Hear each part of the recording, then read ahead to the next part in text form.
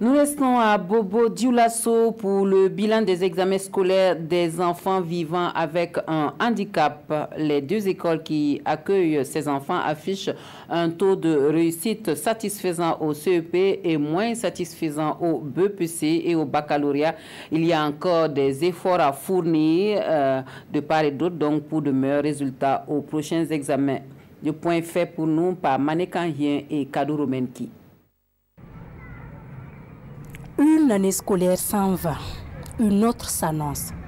Mais en attendant la rentrée prochaine des classes, les écoles pour élèves vivant avec un handicap font le point des différents examens scolaires. Au niveau primaire, nous avons eu un résultat de 80%. C'est-à-dire au niveau de l'école ici, on a présenté 5 candidats, il y a eu 4 admis. Et au niveau de l'inclusion, on a eu 2, il y a eu 1 sur 2. Mais au niveau de la classe de 3e, malheureusement, nous avons présenté 10 candidats et on a fait 0%.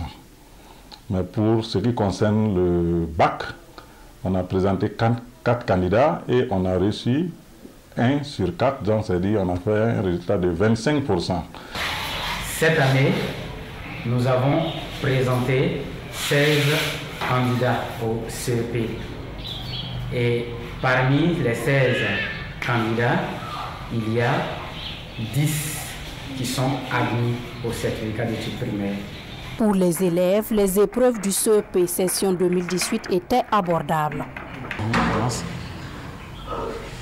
Je suis content d'avoir obtenu mon CEP. Je trouve que les épreuves étaient faciles. C'est ma première fois de faire le CEP. Je suis très contente. Si les résultats sont satisfaisants au CEP, ce n'est pas le cas pour le BEPC. 100% d'échecs tant à l'Institut des jeunes sourds du Faso qu'à l'Association des jeunes aveugles ABEPAM Bobo. C'était ma première fois. Malheureusement, je n'ai pas eu le BEPC, mais je perds pas d'espoir l'année prochaine. C'était ma 4e fois de faire le BEPC. Je n'ai pas eu parce que je trouve que le sujet était un peu difficile. En maths et puis PC. En fonction du type de handicap, les conditions d'études au collège diffèrent. Si pour les déficients visuels, le nécessaire est déjà là, les conditions ne sont pas pour faciliter les choses aux élèves déficients auditifs.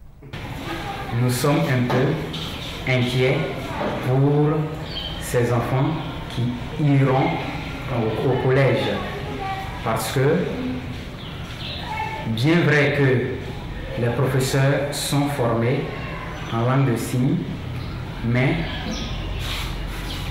il y a toujours des difficultés. L'idéal, c'était mieux si on pouvait avoir un interprète pour accompagner ces enfants. L'équipe qui est ici est très bien formée et on a les matériels adaptés. On transcrit tous les devoirs. Si on arrive à transcrire les maths en braille, les PC en braille, je ne vois pas pourquoi un enfant handicapé visuel ou bien un élève handicapé visuel ne puisse pas s'adapter et bosser et puis faire ses exercices de maths alors que les épreuves sont adaptées. Depuis l'ouverture de l'école des jeunes aveugles en 2002, 3 de ces élèves ont intégré la fonction publique avec le baccalauréat en poche.